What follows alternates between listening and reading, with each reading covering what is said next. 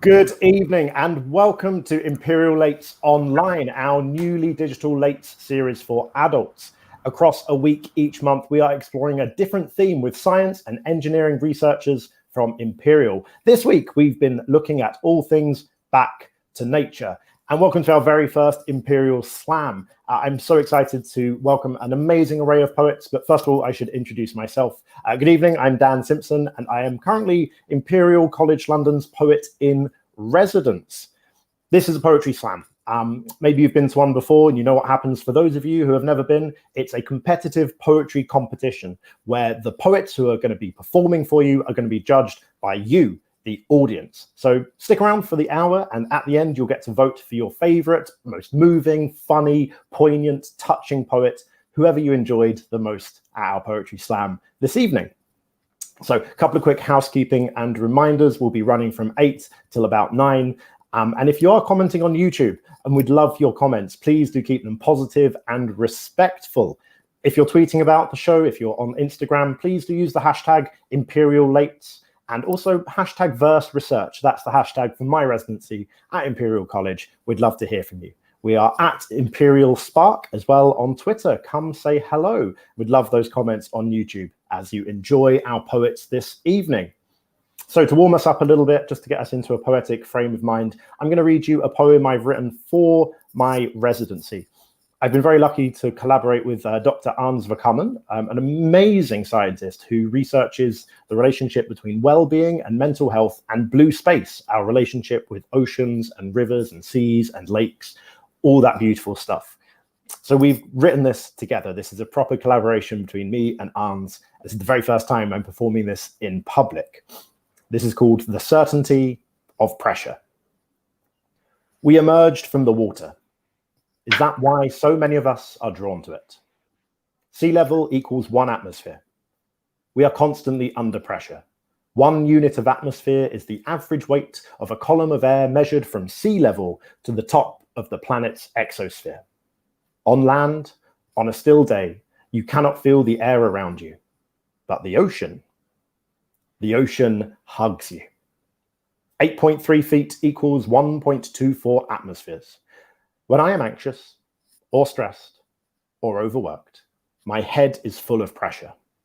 It's like the air inside my skin has expanded, and I can feel the blood rushing through the capillaries pressed against my skull with a baseline, a deep, slow pulse of whomp, whomp, whomp. The atmosphere in my body changes, and my world seems to shrink to a small space inside my head. Everything seems to exist just behind my eyes. It becomes hard to see the bigger picture. I turn inwards, and everything becomes about me. 20.5 feet equals 1.61 atmospheres. Every 33 feet you dive deeper results in another atmosphere of pressure, the weight of everything held above pressing against you. The ocean will not allow a single mistake. It will punish me for my hubris. Yet this notion that I am small, a cog in the ancient machinery of life, is somehow reassuring. I'm put in my place and reminded of who I am. 29.6 feet equals 1.88 atmospheres. I can feel it, cooling my skin. Bubbles brush my face, rising up to the surface. Breathing is louder here. Or maybe everything else is quieter. More aware of my own body, my own lungs, I breathe slowly. Every exhale feels like a disruption. I often worry about worrying, all stressy over how to avoid stress, get anxiety about feeling anxious. Often these feelings are deeper than the thing I'm focused on.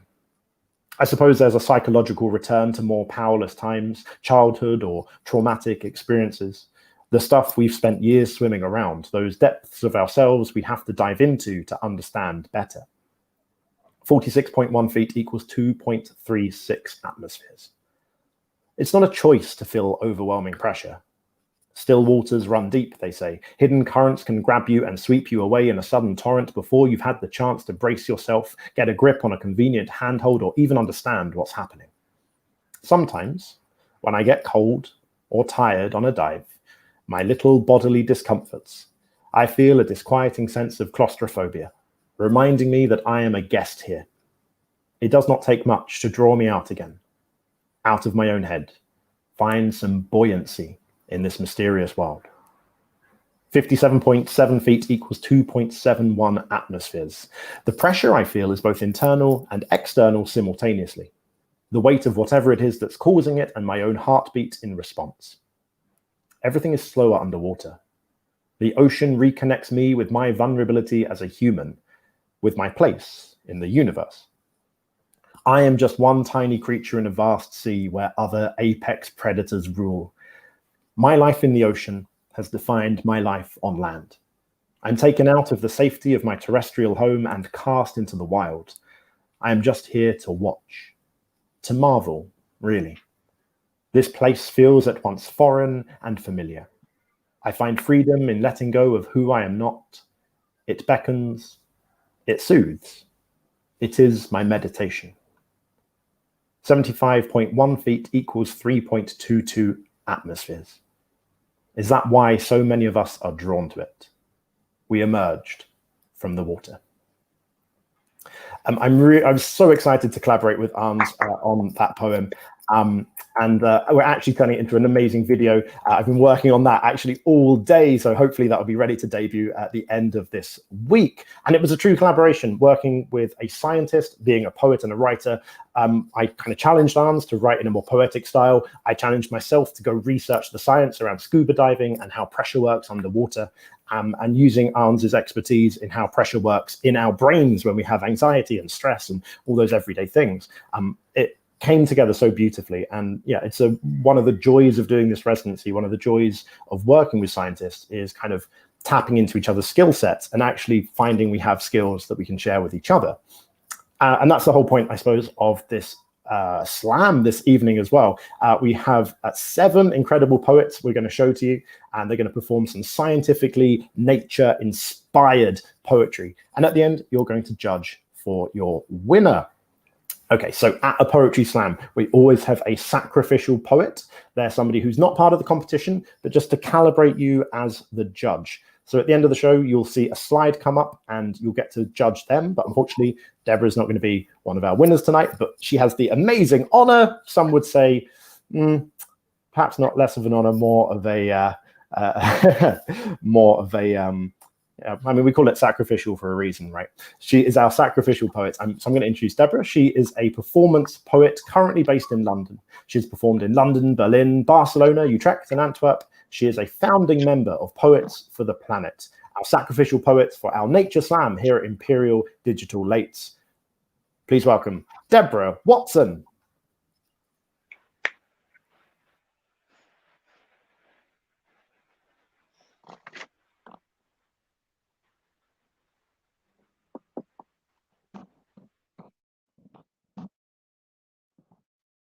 Hi. This is called Every Day an Apocalypse. The blackened stone's a graveyard now. The tower floor seeps. My ashen thoughts in disarray, damp with worry, flee. The meanness of crows unpicks my chest, searching for a beat of a heart already dead. Every day an apocalypse. Australia burns, Venice floods, the Arctic hotter than Alabama, a deluge in Alice. California incinerates, Bangladesh submerges, in Senegal, a rising sea eats at coastal houses. Everywhere, crops fail, species vanish. It's always too hot, too cold, too wet, too burnt, too little, too much, too late. Every day, an apocalypse. Our fossil-fueled romance weighs down dreams, wrecked with deliberation, raised by default. Toxicity's chokehold, a consensual footnote. Pandemic calls pause. Nature cloisters sinners. The suffocating virus, her odorless revenge. Freed from commerce, she at least can breathe. As we, the heartless, guilty hunker, hoping for reprieve. Every day, an apocalypse. Ah, my lovely parasite, my psycho-teen storm. Shyly you hide from our lying eyes. Dead men laugh when you open your mouth. Remains lay thick at your feet. You shattered lives with silent battle cries, turned bodies to bullets. Now the wild beasts enter empty city streets, poking their antlers and beaks, signaling every day an apocalypse. And even I, with my short attention span, can see that it's a good day. It's a good day. It's a good day for rain.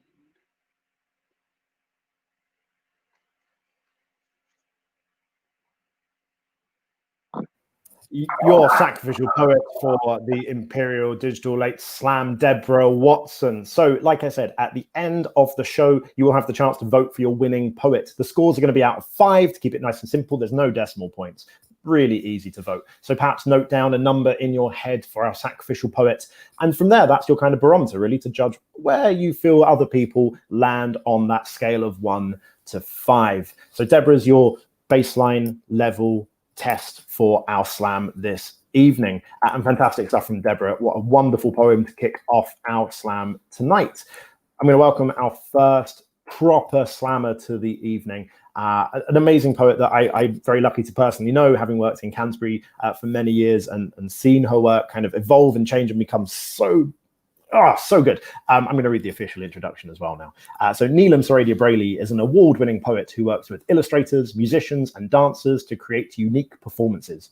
In 2020, she was awarded the Jerwood Arts Poetry and Performance Award and is currently developing an Arts Council-funded show. She has featured and headlined various events, including Sofar Sounds, BBC Radio Kent, and at Apples and Snakes. Your first slammer of the evening, Neelam Saredia-Brayley.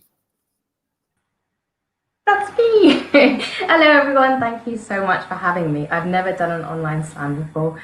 And I also have the unique experience of performing to a screen of myself, which is amazing, but at least I will laugh at all of my own jokes. So I also have an ocean poem, and it's called Old Ocean Gods. In any given year, you are 10 times more likely to get bitten by a New Yorker than get bitten by a shark. That's not to say that New Yorkers are more vicious. Because of their congested streets and packed sticky subways, so the only way to claim territory is a routine biting, but it shows how rare shark bites are. You are 100 times more likely to get struck by lightning than get bitten by a shark. You are even more likely to die while taking a selfie than get bitten by a shark, and what a dynamic final photo that would be. Conservationist William McKeever says, a shark biting on a human is like a human biting down on a birthday candle while eating a piece of cake, and we've all been there, right? Especially when the icing and the wax are both white. Sharks are gods of electricity and second chances. They make mistakes sometimes. Imagining you as a seal, a big fish, or if you're on a surfboard, a turtle. It's not their fault. I can imagine that when I first watched Jaws, I can admit that I couldn't sleep, convinced that even the dolphins on my duvet were hiding something sinister, so I threw the covers off and slept shivering that night. But it was the music that bred fear, that low, that terrified me. Watching Jaws during the day was another experience altogether. The chipper adventure music of men going fishing for power, and I was not afraid. I felt sorry for Jaws. I found out that humans kill 100 million sharks every year, by accident, on purpose, or for sport. I learned that even though shark skin feels like sandpaper, like a cat tongue, sharks can be gentle too. They try to keep their distance. But the nature of humans is to conquer, to build hype to sweeten the capture. I read that someone once cut a shark's heart from its chest, held it up in their hands for a roaring crowd to watch it still beating, the shark drowning in the hot, dry air behind him. They deserve our respect. They are pharaohs of the sea, swift submarines of beauty and old design, apex predators of sensationalized intentions, and they are incredible, with electromagnetic organs that sense electromagnetic fields in the ocean. Like trees, they have rings to count how old they are. But if you can count them, you are probably too close. So count them from a distance. Add imaginary rings to the dinosaur-aged magnet body you can't quite see, because the further away we stay from them, the longer they stay alive in any given year. You are 10 times more likely to get bitten by a New Yorker than get bitten by a shark. That's not to say that New Yorkers are more vicious. It just means that shark bites are so rare. They can look scary, but that's just their resting places, trying to live in their own diminishing habitats. Remember that. Be kind. Don't bite first. Thank you. Your first slammer of the evening, Neelam Saredia-Brayley, with a wonderful poem. I am following the comments on YouTube as well, so do keep your comments coming. We love those positive words coming in. There is definitely some love for Neelam. Team Neelam is being shouted a lot in the YouTube comments, which has been abbreviated to Teelam already. So let me know if you're on Team Neelam or Teelam at this stage. I should say also for Janet, for Deborah, I should say, our Sacrificial slammer, somebody threw a rose and put the emoji in there as well, which is really lovely. So keep those comments coming on YouTube for our slammers tonight. So that was your first official slammer.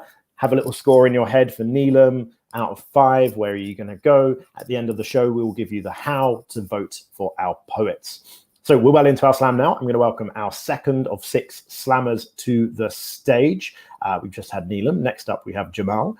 Jamal Hassan is a London-based performance poet whose work blends humor with vivid storytelling. We're delighted to welcome him to our digital stage this evening. Jamal Hassan. Hi, everyone. Okay, so my poem is called The Feud. It is about the River Thames, bubonic plague, and classism. This bank was once home to serenity. Reflected ebbs etched into memories wove simplicity with complexity. Entire days could pass with brevity as autumn breezes blew so pleasantly. How I could remember it all so readily. Now, it's a different kind of silence, one that follows strained cries of violence. Oh, how quickly peace can turn to enmity. The plague left scars upon this city's skin. For many, it has taken everything. Some even used it to tie up loose ends. After all, it's easy to defend, dumping bodies to prevent infection, but you can oft tell by the inflection who truly mourns at this watery grave. Now I pray these blades of grass won't cut me as they grow, however slow, between toes too callous to see how deep they bleed. I pray the dirt clinging onto my feet sees only sun, river, and oak trees, that it never runs red. And yet the dead rear their wretched heads when I peer below the river's surface, their souls, just like mine, spat upon and deemed worthless by the so-called noble knights and priests alike. If I drowned, pulled down to the river ground by dark arms, hands, and wrists, whose thick fingers linger, lying in wait without a sound for the poor fools who thought they could challenge the silk-adorned arbiters of balance, dropped over embankments by faceless guards whose liege lord is the golden coin that clangs heavy against stone like God's own church bells. The days I've spent staring at her waters, lost in her eternal exhales and swells, the bodies I've seen, lambs thrown to slaughter, some say corpses that wash up on low tide belong to sinners, thieves, and blasphemers, that the ripples left are silent echoes, warnings with a meaning that everyone knows. This Thames is how they seek to cleanse the land, to scrub the city's serfs under the surf. For this land is theirs, her laws are theirs to twist. Better to have them think you don't exist than play the villain in their mama's farce. I break my back toiling their soil for what? I can still be killed and swiftly forgot. If I refuse to take all of the blame when drought causes their fields to yield less grain, fields whose moistened soils bear the water's hame, but river and rain do not run the same. Rain is the fleeting visitor, the spell that barely washes the muck from the ground, but the river is the immortal ancestor. Her waves, her wrinkles, meandering east, flowing out towards the ends of the earth, perhaps beyond.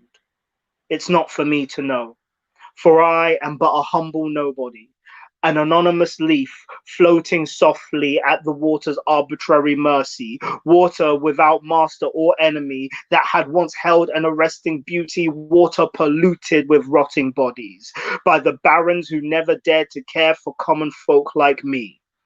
But soon I'll reap the riches that I'm owed, and what was once theirs will one day be mine.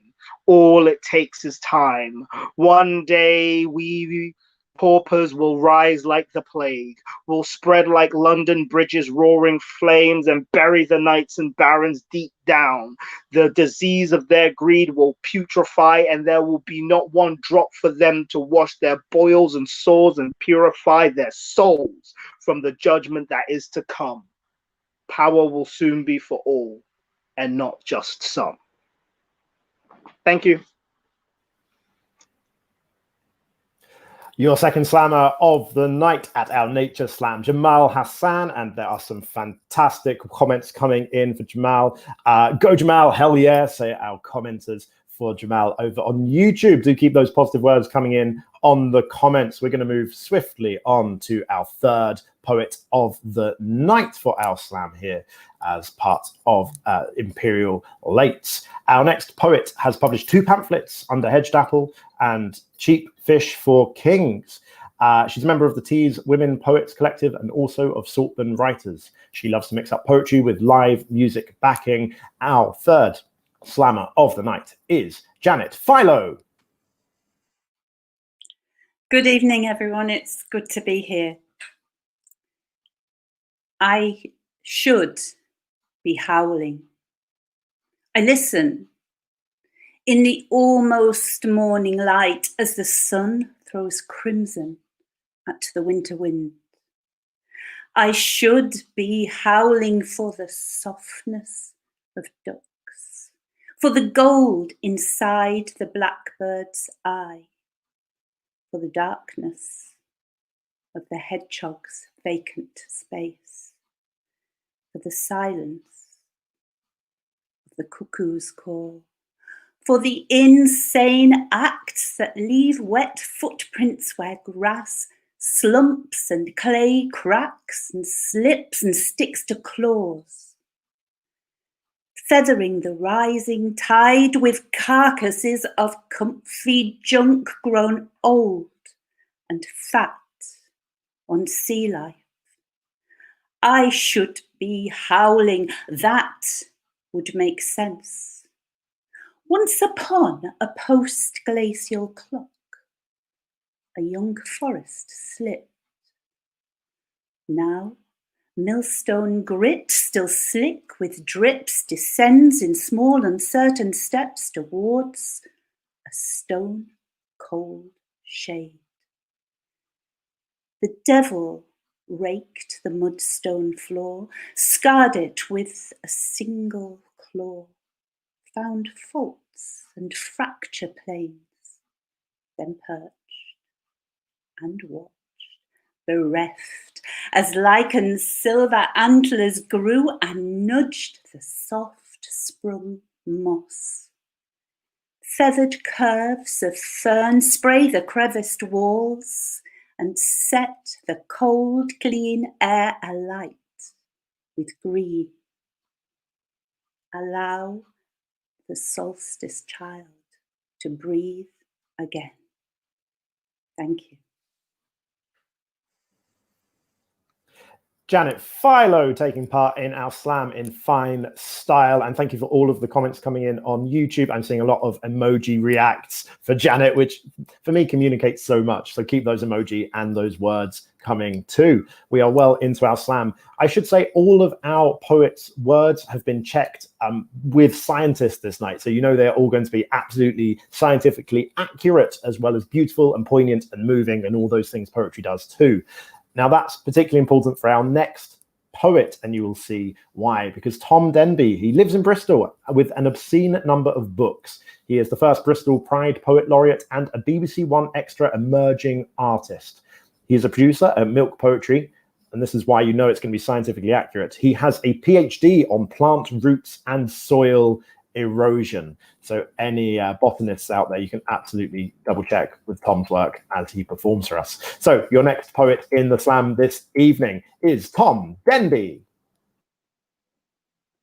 Thanks, Dan, for that amazing intro, and thank you everyone for having me tonight. I'm going to be doing a poem about just chilling with Mother Earth and sharing skincare tips, because I think that's really important. As Dan said, I have a PhD in plant roots and soil erosion, which does inform a lot of my writing, particularly tonight, and particularly when writing about the flaming, burning ending of the world. This poem is called Itching. I am normally safe from eczema in winter, an early present from the cold. This year's different. Humid air gnaws my skin thin and scales scatter from my arms. I see I am not the only one peeling. Everyone I know who itches red is itching too. Even her, our planet, as she breaks out and a rash of floral bloom comes forth. Normally in winter, she wears a mask of frost like steroid cream across her face to soothe the rage of life. But today, as we meet for coffee, a blot of yellow flowers sprouts rudely from her brow. She sees my gaze. I know, daffodils in December, I haven't had acne since I was a teenager. I laugh too, attempt to brush it off, but can't help but notice permafrost peeling from her northern brow, makeup doing nothing to conceal her receding hairline as soil washes from her fields at ever faster rate, millennia of immaculate skincare falling to her daily carbon fix. We talk about this and that, but conversation flows glacial, and my passing comment about the unseasonably warm weather causes smog to crowd her face. Wordsworth proved wrong. A cloud is the least lonely thing to be right now. Slowly, my discomfort with her aging leaks through till the pity in my tone stains the conversation like coffee on our teeth. When we hug to go, I see something reflected in her eyes and am reminded of dinosaurs, long past, beasts which too have had their time. Next month, we echo in the way that friends who are losing touch always do, and goodbye, but her tone is final. Striding home, I see again daffodils in December. They fail to flutter in the breeze. Instead, they look confused, like clubbers when the lights come up. It's then I realize she too had pity in her gaze. Hers were eyes which saw dinosaurs claw their way from mud and just as quick fall down. Her goodbye was not resigned to her own death, but softer. That of a mother saying farewell to foolish child as soil washes into rivers and her soft surface where we cling to life turns the scales. I scratch my peeling arms in the warm winter air. Slowly I realize I'm not the only one casting off my skin. Thank you. Tom Denby in our slam here for Imperial College at Imperial Lates Online. I've just seen a whole bunch of comments just come into the YouTube comments window, the live chat. Do drop your positive words in there, all of your emoji reacts. We definitely have some love for Team Denby as now as well, fighting against probably Team Neelam or Teelam from earlier. Some comments came in for Janet as well I wanted to pick up on. The people were saying it was so powerful and evocative. And just for all of our slammers so far, we have a lovely comment of what a great lineup, all so good. So many reacts, so much applause going on in the chat window on YouTube. So yeah, please keep those up for all of our poets tonight.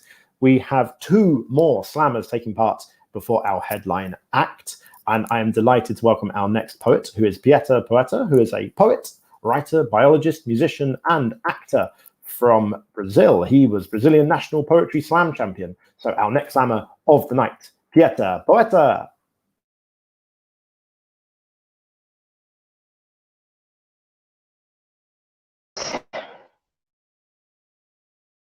Top the morning and drink some water in a plastic cup, not realizing that the taste of the water in a plastic cup is actually the taste of the plastic in the water in the cup.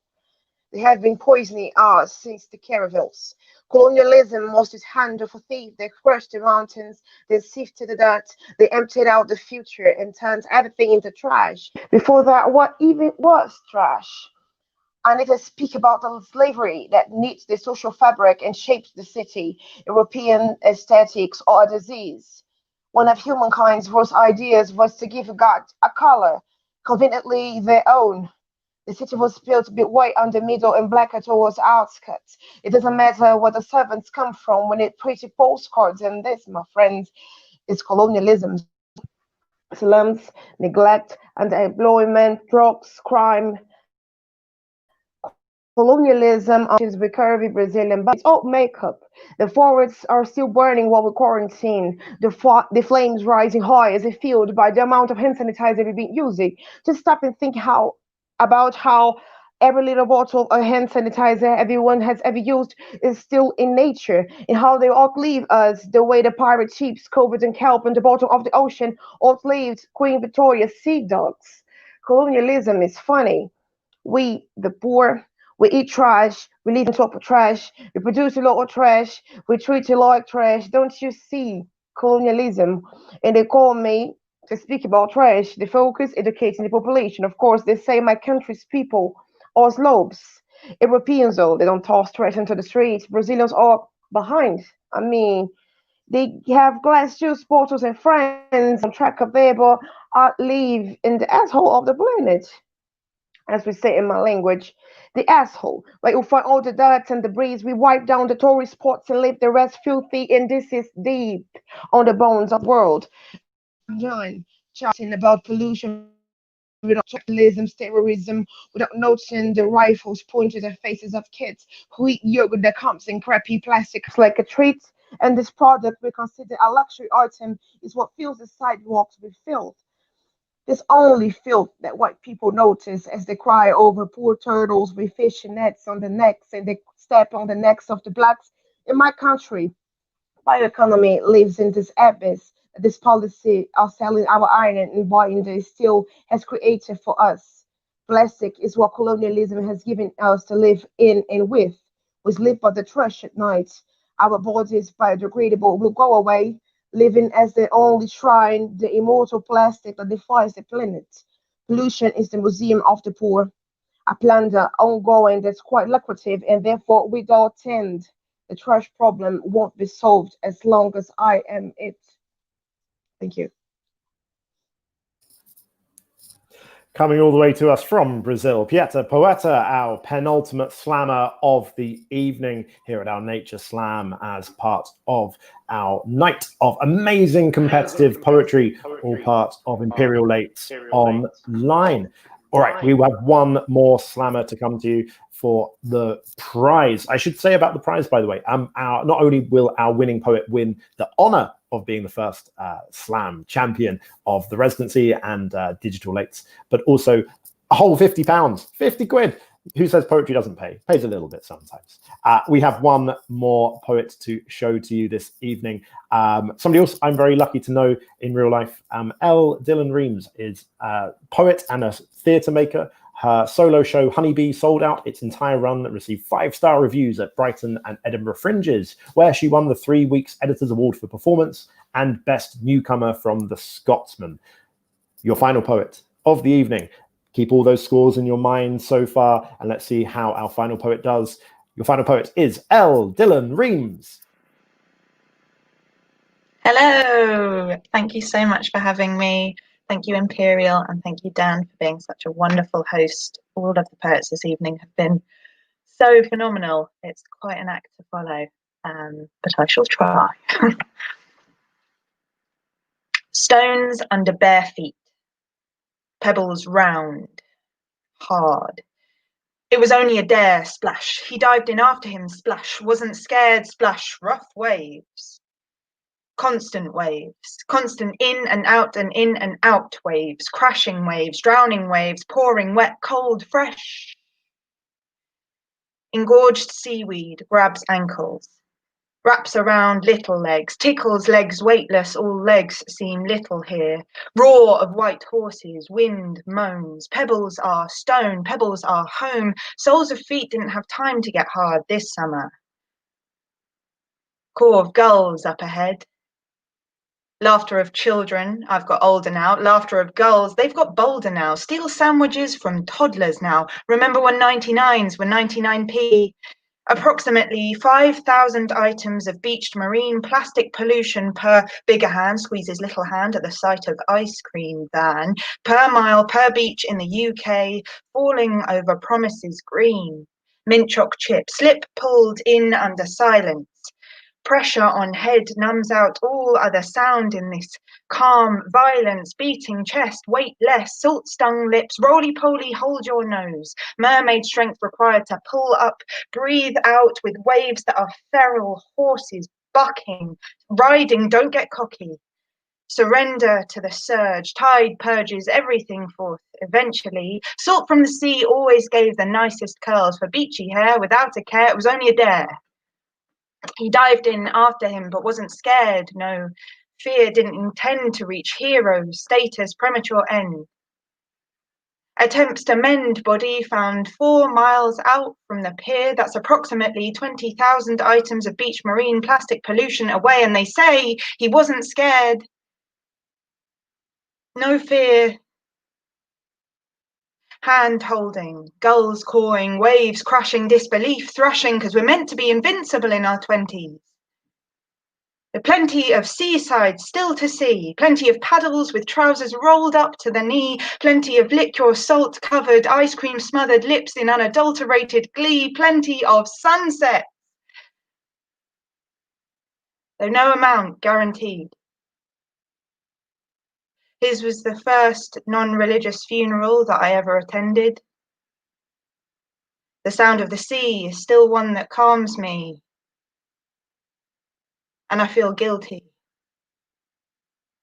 I'm so much older than you'll ever be. Thank you. Your final slammer of the evening, L. Dylan Reams. Before I talk about how we're going to do the voting and stuff, I just want to pick up a couple of the comments from the live chat for Pieta. Somebody wrote that it was really powerful stuff. For Ellie, people said just this is wonderful. So I want to thank all of our poets who are taking part in the slam tonight. I'll tell you how to vote in just a second. I was going to big them all up myself, but I want to give those comments just to you, our people watching at home, our audience.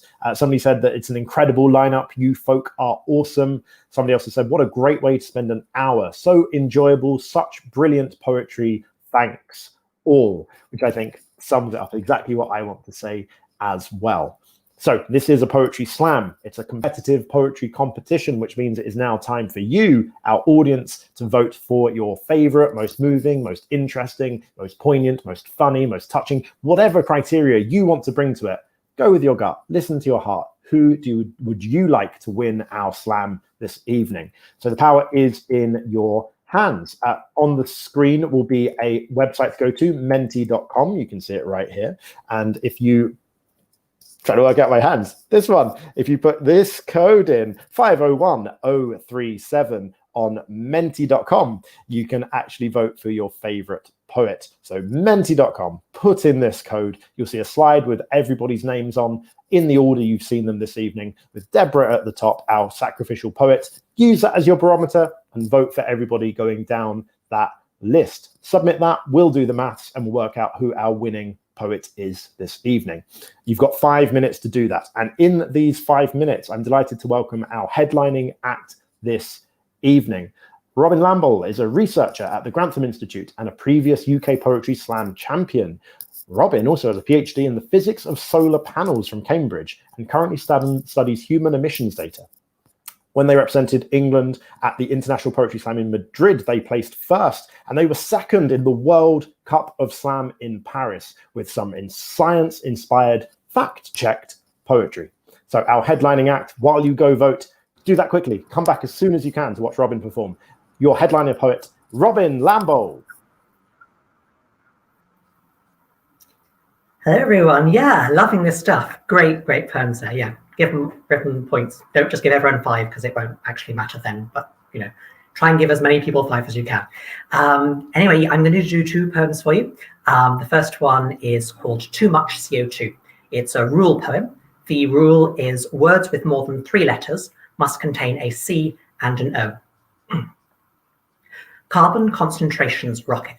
Consequences catastrophic. For the concentrations control atmospheric optic echoes. Our cocooning gas contorts a comfy day to be a scorcher as our oceans all become acidulous and one by one force low-cost locals all to run. Avaricious for resources, carbon coffers cloud discourses, woo political discord and reproaching consumer forces. Intraconic economics actors are conceived atomic, so we do not contemplate. Competitors cooperate. In a contactless context we plot, condemn the concept of social cost, but touch converts cogs to community. To connect is to fix. If we connect oscillating electronics, elections, and ecologic, we can construct a collective economics. For we have but one air to lap up sin, and but one air to fan all kin. We are all lit by but one sun. We die and rot in but one bed, and all the gas our ash has fed can go up in one conflagration. And for the second poem, it goes out to all you fans of rap music and also bird watching. It begins with Eminem's Rap God, as performed by a bald eagle. Then we have Kendrick Lamar's DNA, as performed by an osprey. Nicki Minaj's Anaconda, as performed by a condor. And finally, Mos Def's Mathematics, as performed by a chicken. It is, of course, called Raptor, although I should note that chickens are not technically raptors. It's beginning to be time for a raptor, start with eagles who can rise up like the rapture, wrapped our talons around the prey we capture, capped our head with a gold crown, because we're the masters. The bald in bald eagle means white patch. I am a raptor. I'm bald eagle. I have no equal, yet I will keep full like I'm a seagull, because I fill small birds' food hall, and I ransack a bin like a pit bull finch. Sorry, girl, but I'm so regal, you'll believe my diet's legal. Dollar bills, oh, they glow to me, so how are you going to call my lifestyle deceitful? I'll feed my eaglets egrets. I got royal feet for oiled eats, because being an osprey, talons tear through fish, and one can twist to halt the other way. Egg collectors one time wiped us out in the UK. We recolonized the British Isles by flying from Norway. And though predatory, my territory is only my nest eyrie. Breed effectively, collectively, and built my nest up yearly. I don't. No Andean condors don't. No Andean condors don't harm livestock until their lives stop. To find fresh flesh, follow vultures who can smell mutualistic coexistence because they need our beaks as well. We can bite through hide and even crush up bone. Each day we fly marathons around our home. What I see? Could it be someone left a fresh kill for me? So I tear that body open with the cops and pills and potions that make us like dominoes when we start overdosing. Oh my God, look at her beak. Look at her booka. Haha. Chicken. Wandering jungle fowl, too tame to break 3 from A4-page lives. You take 5-day-old chicks, they can add and subtract, when 6-month-old kids may struggle with that. You sever ties with mum who Mos Def and 8ly counted and chirped with her chicks before they hatched. 19 billion of us survive being crushed alive at birth. Ingendercide of non-egg providing males whose lower worth as bodily commodities means you won't even make them into stocks. All this, and somehow we're the bunch of cocks. It's chickonomics. Well, thank you. That's all the poems I'm going to do for you now. Hopefully you've done your voting, so we'll head over back to Dan Simpson now. Thank you so much, Robin, for your headline performance. Oh, such a perfect blend of science and art and creativity and fact-checked poetry. What wonderful stuff from our headliner. And the audience are loving it too. So complex and wonderfully crafted. And of course, our audience are loving all of our poets tonight. And this is really going to be your final chance to vote. So go to that website, menti.com, put in the number that was previously shared, 501037, and that is how you can vote. Last chance, really go and do that. Now, while you're doing that, I'm just going to read a couple more comments. People wish all the best for the candidates. Such a beautiful and powerful collection, a very strong set of poems. Thoroughly enjoyed, said our commenters on the chat on YouTube. Keep those comments coming. It's really lovely to hear you enjoying our show this evening as part of our slam. All part, of course, of Imperial Lates Online, a digital version of Imperial's Lates events while we are still semi in lockdown. Okay, so as I said, the poets can win £50, but probably more importantly is the honour, privilege, esteem, and respect of their colleagues for winning our very first slam as part of Imperial Lates. All right, I'm getting the results. I don't have an envelope. I have a phone of results coming through from our producer. Oh, here we go. So before I announce the winner of our Poetry Slam tonight, whenever I host a slam, I always like to say that the points aren't the point is the poetry. Slam was invented to help an audience give some feedback to poets who, in some circumstances, have been somewhat navel-gazy and a little self-absorbed, but I think that is absolutely not what our poets have done tonight. They've shown their incredible craft, their skills as writers and performers.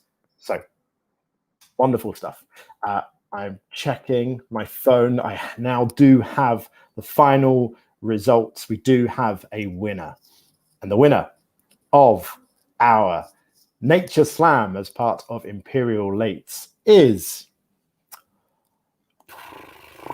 L. Dylan Reams. I can't give it up for L. Amazing. I didn't think I'd win. Thank you so much. That's so great.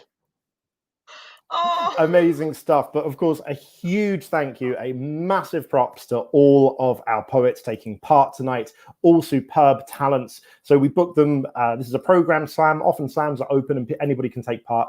For our digital version this evening, they are all program poets and superb artists in their own rights. So go Google all of their names, all of their bios and links are at the bottom of the YouTube video, and go follow their work. Go find them all over social media as well. And hey, if you've enjoyed your evening with us, do tweet about it, Insta it, Facebook, use the hashtag Imperial Lates. It would be lovely to hear from you about our event.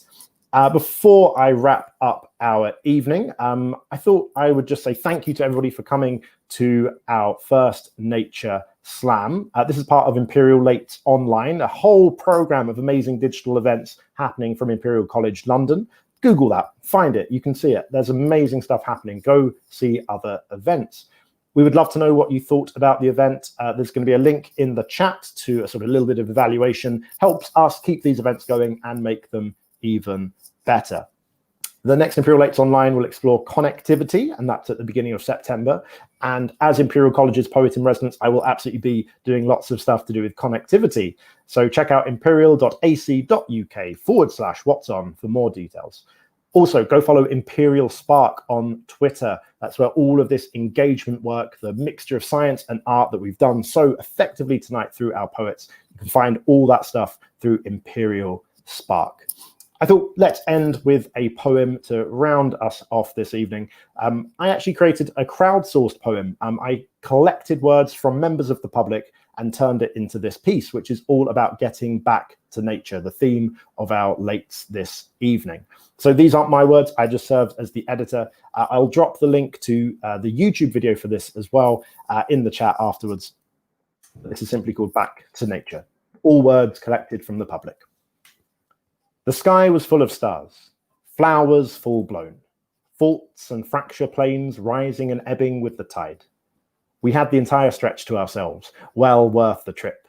For its unspoiled white sand, crystal blue shallows, the sea's peaks jostled like faces in a crowd, reflecting mind, analyzing my reflection. Sometimes I feel an almost physical weight lifting from my head when I see the water. Take my shoes off, get naked and jump in. The crashing waves all around me drown the gentle song. Like a dumbfounded child, I don't have to think about how I appear to other people, less likely to be seen or watched. a lack of obligation to the world. Me and my inner animal have reconnected. Pretending not to be a monkey in an outfit, I missed me. Light teasing through the window in the confines of this room, I locked eyes with an urban fox. I always feel a little bit on edge in a built environment. I like the feel of my feet on the earth, as it tells me my place between my toes, to explore, to wander, not be hemmed in, framed by the blues, greens, and browns. Being part of something permanent and infinite, a kind of freedom to be around everything, yet nothing. I feel in harmony with the land. I escape into a world of my own which is populated with birds and song, leaving expectations, fears, control behind. Green spaces give my mind breathing space, a change of thinking pace, symmetry in flowers and the shapes of trees as if they had been sculpted by nature. Slow, languid battles for sunlight. Breathe deeply and listen. A piercing birdsong high above. I heard the pine cones popping. We tried to catch the seeds, but they were too small and too fast. There are so many memories in the forest. The whispering quiet of trees, rooted, blazing triumph. Below the earth's rustling skin is a network, searching roots going where I cannot. Gentle tendrils feeling forward with whispers and quiet negotiations planted firmly to keep us close. Amidst the horrors that mankind inflicts on each other and on this earth, kicked around, displaced by feet, oh, like broken stones through the rust on cars when the ice caps melt after work-filled stressful days, let's run in circles through the grass. This connection soothes without words. Zoom, whoosh, set the cold, clean air alight. Alone, with no man-made noise, puts things into perspective. Nature adapts itself to survive. Once upon a post-glacial clock, I reassembled it. Built a birdhouse, a place of calm in the middle of a kaleidoscope, a spot of harmony for all people, all trying to get home. Thank you all so much for coming to our show this evening. I have dropped the YouTube link to that poem and the video I made from it. Like I said, all of those words collected by me from the public to make that piece. I just edited it as part of my residency at Imperial College London. I hope you've had an absolutely fantastic slam this evening. You've enjoyed our show. Go see the poets, go say hello to them on the social media. And I hope you've enjoyed Imperial Lates Online, our very first slam, Nature Slam. Thank you for tuning in. Have a fantastic rest of your week. I've been Dan Simpson, your host. See you next time. Bye. Bye.